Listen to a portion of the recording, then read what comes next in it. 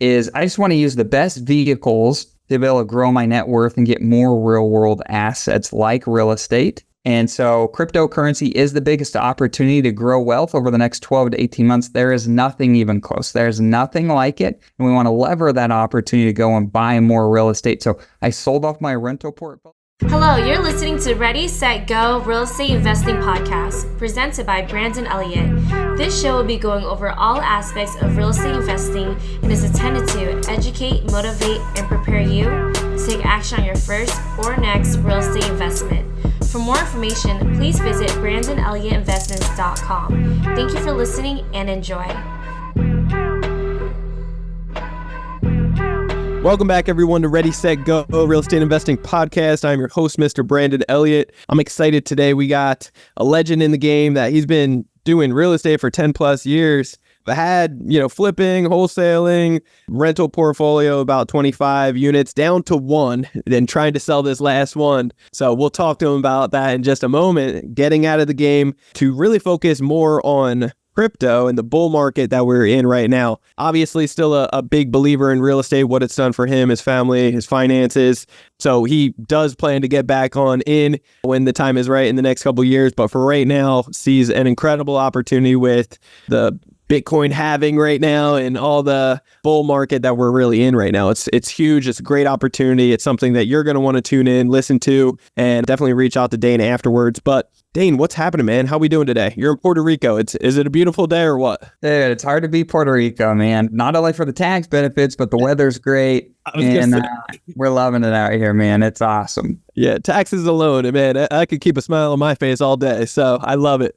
So talk to me, man. Anybody out there that doesn't know who you are, where you're from, what you're up to these days, do you mind just giving that 30,000 foot view, your background, your story? Yeah, let's do it, man. So I grew up, in fact, a lot of your listeners might see themselves in my story. So I grew up in a family where an education, a safe job was a pretty big deal. And I really bought into the whole, that whole vision. And so I went, and I was scared to death of doing sales. I remember having a couple of sales jobs in college and hating them. And I thought to myself, if I can over-educate myself, I can educate my way out of needing to sell things. And so I did that. I went and got a master's degree and thought that I was going to be set, right? I had the keys to the kingdom because I'd educated myself in a way that I thought the money would flow and job opportunities would be everywhere. And it was a rude awakening when I graduated, how I was not, entitled to tons of money. I was not entitled to, easy jobs in the workforce. I was going to have to earn my stripes like anything.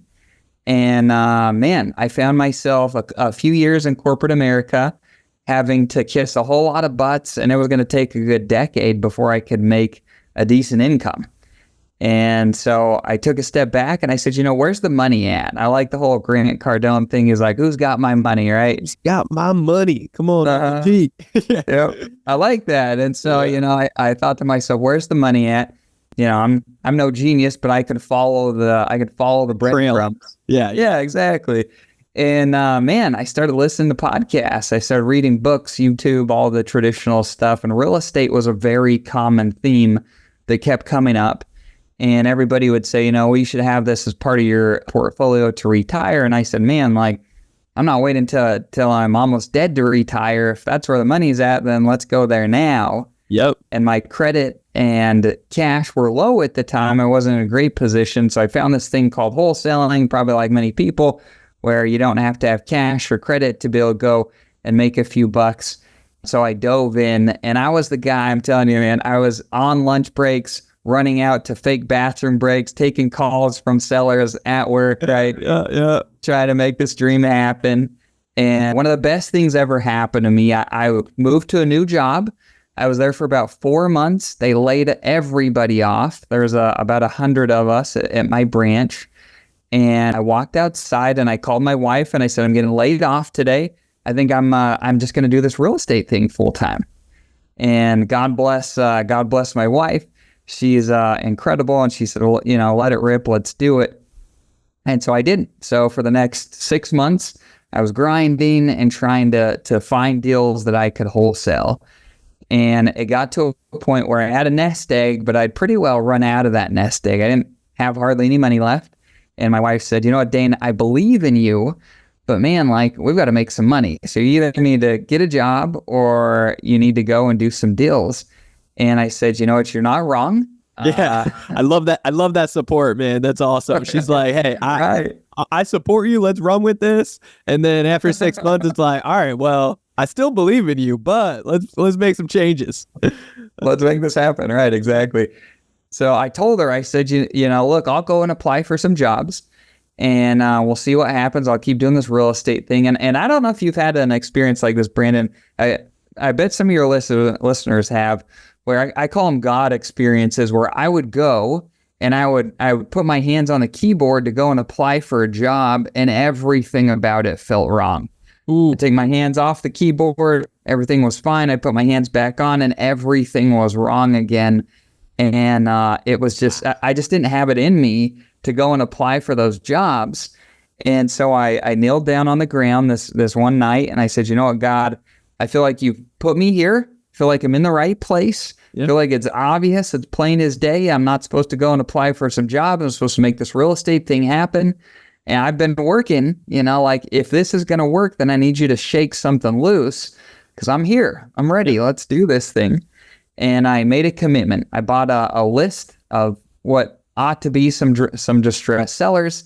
And I told God, I said, look, you know, I'm pretty well out of money, but I'm going to call this list over and over and over again, if that's what it takes, until I either make some money or we lose the house and cars to recollection and bankruptcy. That's how committed I am. Let's do this thing. And my wife didn't know I'd made that commitment. She might have left at that point. But man, within a couple of weeks, I'd found this gentleman that I signed a purchase agreement with to purchase his house. And had all the problems in the world, but I had to make that deal work. And so I saw it through. 45 days after that, I cashed a check for $70,000 on an assignment fee on that one deal. And that was as much money as I was supposed to make in corporate America that whole year that I was employed. It was crazy. Right. Yeah. Blew my mind. And so I was locked and loaded, man. That was remarkable. I love that. Now, the first 6 months when you kind of went all in was, you know, you said there were some bumpy roads in there. Like, you know, you were making a little bit, but also the funds that you did have, were you not being a good steward of those funds at the time, or what, you know, were you tight on money at the time? What was it looking like? Or it was it takes time to make a deal happen. Right, it does. Right. So I'd done my best to set myself up. So we had a side business where we were breeding dogs, which we ended up turning into a full-time business after that, which was great. Nice. And then I had a little bit of a severance package for a few months that I got paid out as well, since I was let go from my company. And so I had some time. But I tell you, I don't know if you've had this type of experience. The magic in my life really has happened, or at least some of the biggest wins, when my back was against the wall and I didn't have many other options but to succeed or crumble. And I'm going to choose to succeed every single time. It's within my power. God's got my back. I'm going to be fine. And so, you know, until the money had ran out, honestly, looking back, I felt like I was working and I was making all the right moves. But until I had to make it work, you know, that's when the magic really happened. I love it, man. I love it. So that was quite a bit of time ago, right? So that was 10 plus years ago? Almost a decade ago, yeah. Yeah. Okay. And then what did real estate actually look like for you? Because you started jumping in, not just wholesaling, but fix and flips. You started building out a rental portfolio. Like, what did you get mentors? Like, did you build out a team? What did that look like? Yeah, that's a great question. I mean, I think that pretty well everyone that gets into real estate gets there for the hope that one day you're making enough passive income you could sit on the beach somewhere while the money rolls in, right? Yeah. That's the hope. Yeah. But getting there is a lot more difficult than I think most people realize. Sure. And so, you know, I went, and you have to have fast money first. You have to, in order to be able to pay your bills and be able to buy rentals and do things like that. So I went and built a flipping and wholesale company. We were doing anywhere from $1 million to $1.5 million a year, and it was great. And we were a very lean team. I think at the height I had 7 employees, anywhere from 3 to 7 employees. I didn't like, you know, huge, massive deal flow. I liked smaller deal flow, but big, fat, juicy ones, and we'd go and knock it out of the park. So our average deal size was 40 to 50 grand on assignments and flips, and I really enjoyed that business model. So that was great, but it wasn't passive, right? Even with my team, things are mostly automated, but there was always another fire to put out. There always is as an entrepreneur, right? Yes. And so I was tired of putting out fires, and I said, well, then everyone says to go build a rental portfolio so you can make passive income. And so I said, let's try that. Let's do it. And I'd never loved rental properties, but I found this cool thing called cost segregation studies where you could get all the bonus depreciation up front. And I was like, well, it was great, right? It was great. Yeah. And so I would just buy enough real estate where I could make it so I didn't have to pay taxes that year. Yeah. So like Q4, I'd buy myself a few units, and I'm like, I don't have to pay, and this is the way I'm stacking up real estate, rental properties, right? Yep. And that was great. I built that rental portfolio to 25 units or 25 doors, and I was sitting there one day, and 25 doors. I mean, I'll do the math for your listeners. It's very common, right? Call like $300 cash flow per door per month. That's a pretty many people throw that metric around. Sure. Well, I don't know how much money you need to live on a monthly basis, but let's say that it's, 10 grand. 10 grand's not a lot in today's environment, but let's say it's 10 grand, right? I mean, at $300 a door, what is that? You need 33, right? 33 units. Yep. Yeah, 33 units to make 10 grand a month. And that's without a tenant destroying a property. That's without them staying in there and you having a terrible time getting them out. That's with everything going fairly well. As soon as you have a tenant destroy a property, the cash flow, the net income you hope to get from that can be gone for years. Yep. And so I was like, man, this math doesn't add up very well. This is going to be difficult, right? We just had a tenant that the water bill is normally $110 a month, and we pay it, and then left on all the damn, I don't know what happened, but literally got it up to $2,700 before the city is calling us saying, hey, I think something's wrong here. And I'm like, yeah, I'd say so. I wish you would have called me when the price the bill had doubled. Yeah, exactly. Crazy though. I was on the news. Not for a good reason. I sent my father-in-law, who was a plumber, I sent him over to one of my rental units. It's like stereotypical great deal, or many people would call us a great deal. I bought this deal on terms. So I think I put 10 grand down. The thing cash flowed. What did it? It cash flowed, I think it was $800 a month. So great deal, right? 10 grand down, you make $800 a month. You only need that to go for 8 months before you have all your money back. Was that a single family house or? That was a little duplex. Okay, gotcha. Yep, it's a little duplex, and I negotiated a great deal, or so I thought, and the seller didn't disclose some of the things that were wrong with the property, so it ended up being a ton more work than anticipated. And what I was on the news for, the tenants called me, said the hot water heater was out. And so I sent my father-in-law over to replace it. He said, Dane, then these are tiny units. They're literally 400 square foot units, 2 400 square foot units. He said, Dane, in this unit, there's got to be 20 people in here and they're living like roaches. And come to find out, they're dealing meth out of there. And so I'm like, okay, well, just fix it. The money's still coming in, the rent's still being paid. So was it in the hood? Was it in the hood? Yeah. Yep. I was going to say, normally cash flow that high, it's typically in the hood, but not always. It's a hood house. Yeah. Hood house. Yes, exactly. After you gave me the sign of meth, then I'm like, maybe it is in the hood. Right. Yeah. So he calls me back 30 minutes later and he says, Dane, you might want to come down here. The police just showed up and they're kicking us all out. And I said, all right. So I go over, he's gone. There's 15 people on the curb, all handcuffed with their hands behind their back, DEA agents. Little did I know they had this sting that had been ongoing for 18 months. They crashed open the door. My property's destroyed, and I'm the one left holding the bag on what I thought was a great deal that I'd negotiated. But here I am with this property that at one time the cash flow was really good. Now I'm faced with a $60,000 bill to go and rehab this property, because not only do we need to rehab it, but we've got to clean it out and mitigate all the drug issues and contamination that's gone there and work through the city to do it. So poof, That's unbelievable. cash flow for years gone in an instant. And I was on the news because the DEA sting was one of the biggest in that neighborhood in a long time. Wow, you really got left with the bag instead of, at least it wasn't the meth bag. That is tough, man. That is tough. I can't believe it.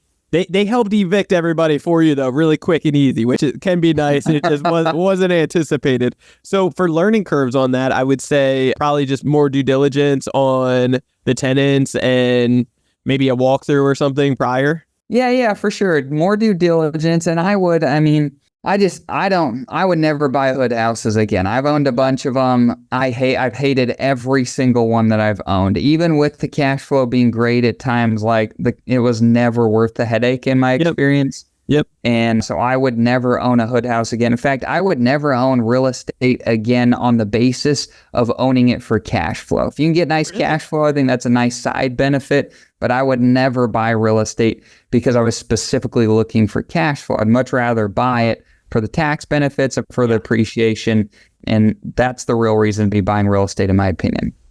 I've always looked at buy for cash flow, and then appreciation's like icing on the cake. Definitely if you're in a tax bracket that you need, growing up at first, trying to get into real estate, I wouldn't need tax benefits at the time. I wasn't making anything, but eventually once I started making money, then I was like, hey, I really need some of this cost segregation studies to help out with taxes. But yeah, cash flow is what I kind of initially lived off of to get out of the restaurants and kind of that, stupid. I wasn't smart enough to go to corporate, so I was stuck in restaurants, but getting out of that helped me. But again, just like you, I found myself getting into hood houses at first because it was in my comfort zone of, hey, I grew up on Section 8. I can't wrap my head around the big prices around here, but I can around the $30,000 or $9,000 home in Ohio. Sure. So because I've had crazy headaches, crazy stories of finding a homemade bomb next to one of my houses, guns tossed over the fence while they're running away from cops into my yard, or guns, pulled at my head when I'm trying to go, one of the tenants was like a tweaker. So what would you say, I guess, to get out of those situations? Just sell all, and or would you do some kind of seller financing to help out the tenants and get out of it, or just cut ties and keep it moving? Just sell that shit and move on. No, get out of that. Because seriously, as funny as the stories are, and I've done the same thing. I had a property that I went to go look at, and it was boarded up. The seller told me, he said, hey, if you want to look at it, just take a screw gun over there, unscrew the board from the front so you can go inside and look at it. I said, no problem. So I go over there.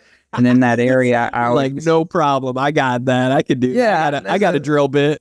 This isn't new to me. Yeah, exactly.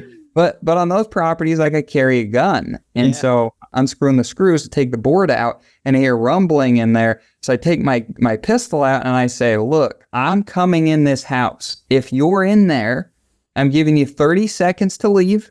We'll have no problem. But get the fuck out of here, because if I come in there and you're in there and I feel threatened, I've got a gun and I'm going to have to use it. Yeah. Now, that's just how this is. Yeah. And thank God there was no one in there. Maybe as a cat or something. But I came to this realization. I'm like, but I don't have to do this. I don't have to put myself in these positions where I'm faced with these different things by either A, buying better properties, or B, finding another stream of income that I could create that can help me buy better properties more quickly, which is why I do crypto now. I love that. And you jumped into some credit techniques in the past to be able to help you get some properties and so forth by doing basically mass applies, fixing your credit first off, and then getting some funding. Are you using any of those techniques? You only did that for real estate, right? Nothing for crypto? Yeah, and crypto is volatile enough. I would never tell anybody to go and stack a bunch of credit cards to buy crypto. That's not a recipe that I would recommend. So we've done it, but I've done it a lot I've built multiple businesses, and I've used credit card stacking a lot. So that's been incredibly helpful for cash flow, for running the business, for marketing expenses. In fact, I haven't had to pay for a lot of the trips our family has gone on because I've had enough rewards. and that's been awesome. So yeah, like you said, pretty much mass supplies, going out, getting everything squared away there, and then having the bandwidth that I needed. In fact, I got this was kind of a funny story. So I made some mistakes when I was early in my real estate investing career. Yeah. And so I had some dings on my credit that I needed to get resolved. Mm-hmm. I'd had a hard time resolving those because I didn't know what I didn't know, but I ended up finding a company that helped me. They got it cleaned up in like 45 days. It was miraculous. And I got a notice in the mail about a year ago saying there was a class action lawsuit against this company because apparently they'd done some nefarious things. I don't know what they'd done, but they got my credit clean, and I am forever grateful. So, oh wow, it's crazy out there, man. Yeah. What was the company for that? What was the guy's name? I don't even remember, to be honest with you. Okay. That was a few years ago, yeah. But basically, you ended up getting a couple $100,000 in new funding, and you were able to utilize it for real estate marketing, kind of pumping up the business. Yeah, running the business and paying for rehabs. I mean, that was great. I mean, running those things up and having 0% interest and getting the rewards. I mean, free flights now. Come on. If I'd have known about that when I first started, it would have accelerated my growth so much more rapidly. Now, I also probably would have used funds more poorly because you just don't know what you don't know when you're early as an entrepreneur, right? So I don't think that I would go ham at first. I'd say like get your footing, but once you have some footing, man, some of those tools are incredibly powerful. Yeah, I always look at it like, so many people don't realize it's not being taught in school, first off, right? So nobody knows about it, but at the end of the day, we give all of our money to the banks. They give us like nothing % back, right? And then they lend it back out to us 9 times over, making anywhere from 500 to 3,000%. It's crazy for the personal loans, auto loans, mortgages, credit cards, you name it. And so it's mind blowing to see what they're doing. We're giving them interest-free money, and they just know how to put it to work. So, at Credit Counsel Elite, we've been flipping the script, teaching people how to do exactly the same, but actually be able to put it to work, just like what you've done. And it really does help out, but it does take, you got to be cautious. I want to show people how to get access to the funds, but not actually make mistakes, and don't go buy the $20,000 Gucci sweatshirt, ladies and gentlemen, buy assets that pay and make sure you have backup plans, because this is short-term funding. So I love that. Talk to me. What the heck are you doing in crypto now, man? It's crazy. You got rid of all the real estate, basically. You're deep diving into crypto. You've been in crypto for the last several years. 2017, you jumped into it. So you jumped in at a good time. Obviously, I'm sure you wish you jumped in a couple years earlier than that, like everybody, but... Always, right? It's the same. It's the old adage, the best time to plant a tree was 20 years ago, and the next best time is today, right? Damn right. But so tell me, when it comes down, like, you're doing it for passive income, you want to teach people out there how to do exactly the same thing, financial literacy around crypto, tax benefits. You have about $500,000 right now in crypto, and you got a mastermind. You're teaching more people about it. Give me the highlights of what you're up to with crypto right now. My whole thesis behind my life is I just want to live a life where I'm doing the best to follow the crumbs that God puts in my path. Like, that's it. Yeah, it's like damn right. Very simple, right? Yeah. And so I feel like he led me to real estate, and then, I started to get this itch and this feeling that it was time for change, that change was coming. And so I kind of sat back and I said, then let it come and just help me to play my part. And so, I was sitting there in my real estate office feeling this, and I nailed the same thing as I did before. I just knelt down. I said, God, I feel like change is coming. I'm really grateful for this business you've helped me to build this time around. If it's your will, I'd like to have a business where I could, or I'd like to have an opportunity where I can make way more money, I could have way more freedom, and I could have a lot, and things could be far easier. I don't want to deal with all the BS of the tenants and these crazy stories we get to all day, right? I want things to be easier. And so let your will be done. And then I found a cryptocurrency platform. In fact, I have a number of friends that have done incredibly well in cryptocurrency. I was treating it as more a side project and a hobby, and I was laser focused on real estate. I wish I'd have flipped those two things around. Yeah. But you don't know what you don't know until you get there. That's right. So I've made that flip now for this bull run, because gosh, you can turn a little bit of money into a whole lot of money in pretty short periods of time. In fact, I was digging into crypto more. Within a matter of 3 or 4 months, I was making $50,000 a month passively with no tenants, toilets, or trash. It was throwing off cash. And I was like, wow, this is way easier than flipping a house or wholesaling something or dealing with tenants. There's something here, and I'm going to figure this out one way or another. I was in. That was kind of like my sign that, hey, you're in the right place. Let's go ahead and head this direction for the time being. And I think, in fact, have you read any of Michael, what's his name? I know who you're talking about. Michael Singer's books? Yeah, I haven't, but yeah. Oh, man. He's a crypto goddess basically out there, right? No. So that's Michael Saylor is the Bitcoin guy. Yeah. Michael Singer is a kind of like a spiritualist, entrepreneur type of guy. He writes some books. So he has 2 books that I love. In fact, I wish if I could go back and start anew as an entrepreneur, these are the 2 books that I would read immediately. I would stop everything and read these 2 books. The first one is called The Untethered Soul. And the second one is called The Surrender Experiment. I like The Surrender Experiment better because it's more his principles in action, and he shows how he's done these things through his life. And essentially the premise is the idea that if, rather than trying to force things to happen, that if we just align ourselves with the way that things are and go with the flow, follow the crumbs that God puts in front of you, that things will naturally happen to your benefit because you're aligned, you're in the flow of life. Right, that's the idea. The 2 books, Untethered Soul, and then the what experiment? The Surrender Experiment. Surrender. Mm-hmm. Love it. My 2 favorite books. Those are the best business books that anyone could read, in my opinion. It's a great starting point.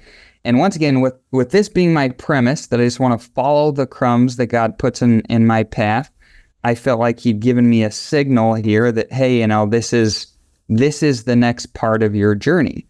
And so, so I've just been following along since, and it's been an incredible road where I have more freedom, I can make more money, and things are far easier than I had where I was dealing with real estate in the way that it was. And my intention is I just want to use the best vehicles to be able to grow my net worth and get more real world assets like real estate. And so cryptocurrency is the biggest opportunity to grow wealth over the next 12 to 18 months. There is nothing even close. There's nothing like it. And we want to lever that opportunity to go and buy more real estate. So I sold off my rental portfolio because I wanted to restructure how I did that. In fact, it's fun being an entrepreneur because you can learn parts that you like about a business and parts that you don't. Yeah. And I found that I do not like being the operator in real estate. I do not like being the deal finder, but I really like being the money in deals. I like partnering with the right people, and I like funding the deals and being a silent partner with the right people. And so that's how I'll structure my real estate moving forward. And so it gives me an opportunity to grow my wealth in crypto and kind of restart that. So I'm really excited for the next iteration. When it's time to take profits in crypto in 12 to 18 months, I'm telling you, I think I'll be able to go buy 10 to 100 times more properties than I had before pretty handily with just a few $100,000 in the market. Yeah. And what kind of real estate would you buy at that point, do you think? I know that's a couple years away, but at that point, you go for not necessarily cash flow, but appreciation and tax benefits, right? Yeah, that's where my interest lies, because those are the 2 things that you can't control the appreciation, but you can control the asset class you buy, and you can control the tax benefits in relation to what the price point is that you're buying, right? Sure. And you can kind of control the cash flow, but there's some give or take there. And so my intention is to buy A and B type of assets. I know that multifamily and trailer parks and storage units have been the rage over the last, what's it been, 2 to 5 years. But it's tricky because, I would argue you want to go where there's opportunity. If everybody's already there, you have to ask yourself how much opportunity is still there. I'm not saying there's not. I think it's just a good thought exercise to be able to walk through. And I think it'll be really fascinating to see the real estate landscape in 18 more months to see where we're at. And I'll be able to make the decisions from there. There's probably some retail office space conversions in the future. Some of that type of stuff is probably where the next big leg of opportunity in real estate is, in my opinion. I love it. And Dane, talk to me. When it comes down to crypto right now, somebody that has maybe a couple $100,000 to play around with, or 50 grand, whatever it may be, to take advantage of this bull market right now, but they may not be as savvy as you, or they didn't get started in 2017. Is there still a chance for them? What would you recommend for them to do over the next 18 months? So there's some huge chances. Oh, enormous. And you don't even need a ton of money, to be able to really hit some of these winners. I mean, we've had multiple people that have turned a few $1,000s into 10, 20, 50, 100 grand in very short periods of time. And so I would put it this way. When you're in business, like real estate's a great example, right? If you do enough real estate deals, you're naturally going to hit some home runs from time to time. And those deals can literally be, you can do as much in one deal as you did the whole quarter because those deals are so big, right? Yep. And so cryptocurrency is the same thing where if you're doing enough of it, you're going to hit some huge winners, but you can do it in such a way where you're not having to spend tons of time. You're not having to do all this research, all the heavy lifting, if you just know how to use these things. So back to your question, we want to look and say, where's the opportunity? Where are things still undervalued, like real estate in 2009, 10, 11? Where can we buy those types of deals versus buying right now where they're far more expensive? Well, buying Bitcoin right now is like buying property right now. It's overvalued compared to 2010, 11, and 12. Everybody already knows about Bitcoin, but gosh, I want to go and buy things that are still undervalued, that are lesser known. I want to go and plug into those things. So my favorite blockchain right now, where I'm pretty well putting all of my capital, is called Pulse Chain. And because there's not many people talking about it, but all the fundamentals intact there are huge. So the biggest, most vocal community in all of crypto, I would argue, is in Pulse Chain. There is almost 500 different cryptocurrency platforms being built in that ecosystem.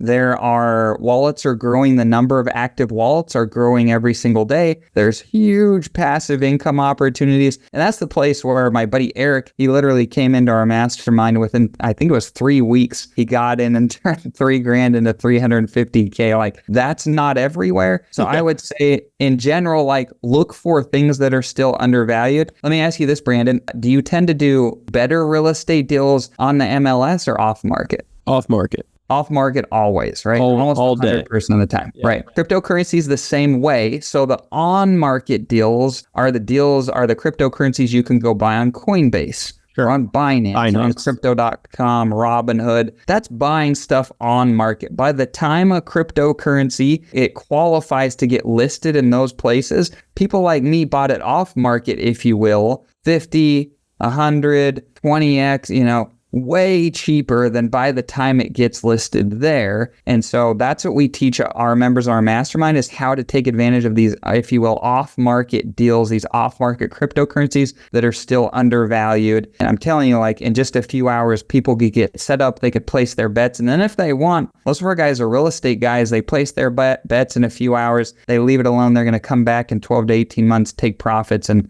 be done with it. You can do it in very little time. And those are going to be more on altcoins, correct? Altcoins are where the real action's at. If you want to make some money, altcoins are where it's at. If you want to, if you want to go double your money, go buy Bitcoin or Ethereum, right? Like, those are probably pretty reasonable places, but you're not going to get a 10x there. You're not going to get a 100x. And so based upon what you want, you can build a portfolio that can do, a lot of different things for you.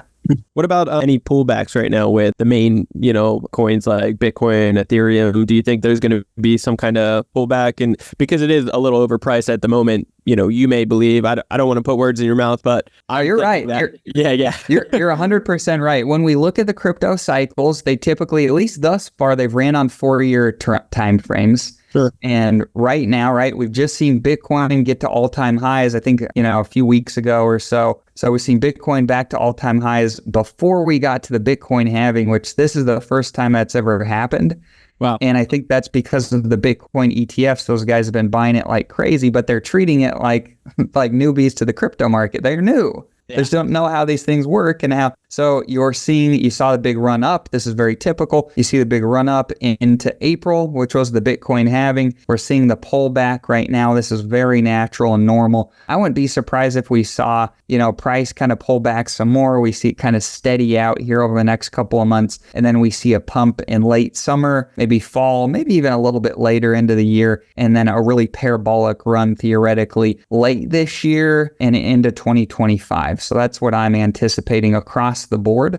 And man, dips are for buying. When we're in this time frame of the cycle, anything you like, dips are for buying.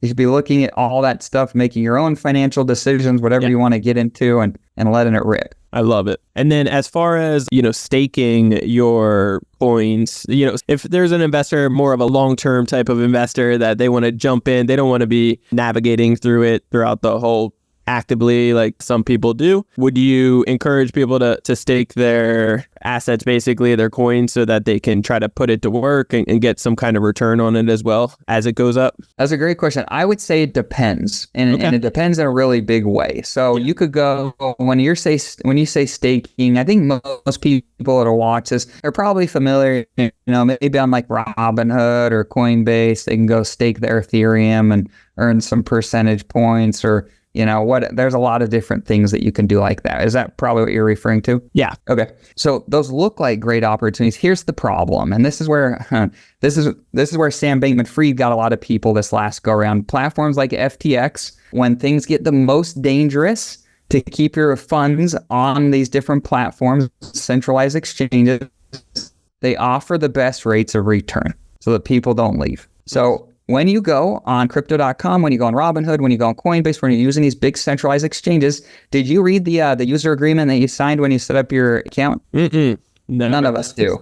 No one reads that. No. And unbeknownst to most people and I can't speak for all the platforms, but generally speaking, when you sign that, it says in there that, hey, they'll give you an account, but gosh, if they run a bad business and they go bankrupt and they declare bankruptcy, well, you're giving them the right to be able to seize all the assets that you bought, take those and sell them, pay off their creditors, and if there's anything left, well, you get the crumbs. That's the risk that you have there. And so my recommendation is everyone should be learning how to be their own bank. So think of it this way. You ever been to like Mexico before? Yeah. Okay. So let's say I went to Mexico City with my wife a few years ago. We use that as an example. So go to Mexico City from the United States. I need to trade my dollars for pesos to transact over there, right? Yep. So really simply, I go to the airport. There's a money exchange there. I trade my dollars for pesos. And the key being I take my pesos with me when I leave. I spend them however I'm going to spend them. The reason this is so pertinent to crypto is most people, they go to the money exchange, they go to Coinbase or whatever else, use Coinbase. They go to Coinbase to exchange their dollars for crypto, and then they leave the money there and they say, I hope you guys treat my money all right. And they carry significant risk. And so all you have to do is learn to take the extra additional step of putting your money in your own wallet and securing it properly, so that if one of those exchanges goes down, well, guess what? It doesn't hurt me. They can't steal my crypto because I don't keep it there. I take it with me. So staking is great. I think finding places where you can do it, where you're not going to be locked up for long periods of time, is critical, because a long-term hold in crypto should be a year to 18 months, in my opinion. And then otherwise, you should be looking to take profits. If you were in an asset class that predictably, at least thus far, every 4 years, it drops in price anywhere from 70 to 99%. There's no reason you should be a quote unquote long-term person that's holding that for 10 years. You should be looking to sell roughly every 4 years. Yep. And so that's what we do. And I like things like staking. You just want to make sure you're using them responsibly and doing it the right way. Love that. Yeah, such a great answer. Dane, you are a wealth of knowledge, my friend. I'm just so blessed to have you on here today, and for all the listeners, that they can be able to get the opportunity to tune into something like this and be able to take action on their own risk and their own due diligence, but to know about this opportunity that's right in front of them right now. It's game changing, and it's going to help out so many families. So really excited, very blessed to have you on here, man.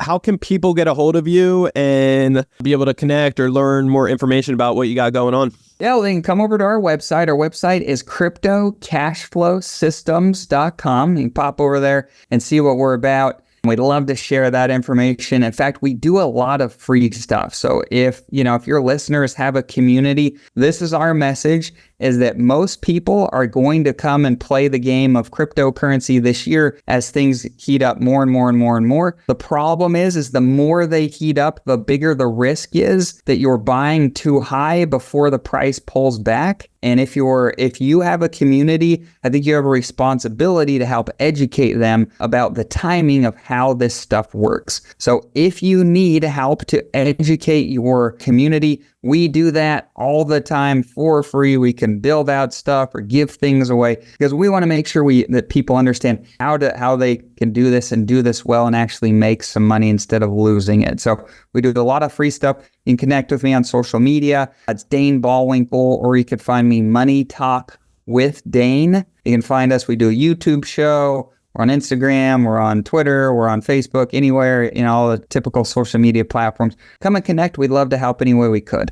Love it. Awesome. Yeah, I highly recommend everyone reach out to Dane. He's a wealth of knowledge and can definitely point you in the right track. And it is a financial responsibility that you should definitely take it on yourself. If you have friends, family members, if you are investing yourself or looking to invest, do the due diligence. Really dive in, reach out, like he said, a ton of free knowledge that you can geek out on, get the right information, get the right resources. And I'm glad you say that, Brandon, because most people, like it's really funny when you go on YouTube and you're trying to do due diligence in crypto. Everybody will end a video and they'll say, make sure you do your own due diligence. But most people have no idea what that means. Yeah. So we do the due diligence. If any of your listeners need help in understanding how to systematically do due diligence, feel free to reach out. We have a very specific system. In fact, as long as we've stuck to this system over the last 2 years, we haven't bought anything that's gone to zero or been a scam. Now, there's price volatility, but nothing that's gone to zero or been a scam. And that's incredibly rare. We'd be happy to share that with any of your listeners. I love that. I appreciate it, man. Yeah, maybe we can throw that in the show notes as well for you guys. So I appreciate you jumping on. Guys, if you want to get a hold of me, you can always do so on Instagram. It is Brandon Elliott Investments. Also on Instagram, follow our new page. Check us out. We have amazing content for Credit Counsel Elite on Instagram as well. And if you haven't already subscribed to Ready, Set, Go Real Estate Investing Podcast, what are you waiting for? Do that right here, right now. So you get the newest notification every single Monday. After listening to a few episodes, leave that 5-star review. Greatly appreciate all love, all the support. Keep it coming. You guys are amazing. Share it out to others that need to see it. All geared towards educating, motivating, and preparing you to take action in real estate, as well as growing and scaling other businesses and diversifying your assets. So if you guys want to learn more about what we got going on at Credit Counsel Elite as well, look no further. Just go to our website, creditcounselelite.com. That's www.creditcounselelite.com. There's a quick 10-minute video on there that explains more about what the heck I'm talking about. And when I show a big stack of cards like this, like what that actually means to you and how you can get access to it. I'm talking $500,000 next 30 to 90 days at 0% interest. That's $2, $3, $4, even $500,000. You can get the information to get access to that. And then, afterwards, you have the opportunity to just book a call with me or my team to go over and just get a second opinion today, see what it looks like to work with us, hear about where you're at, what your goals are, and help you get there. So go to creditcounselelite.com today for that, and we will catch you on the next episode. Dane, appreciate you, brother. Till next time, guys. God bless. This has been another episode of Ready, Set, Go Real Estate Investing Podcast, brought to you by Brandon Elliott. For more information, please visit BrandonElliottInvestments.com. Also, please don't forget to like, share, and leave a comment below. Thanks again for joining. Until next time, God bless.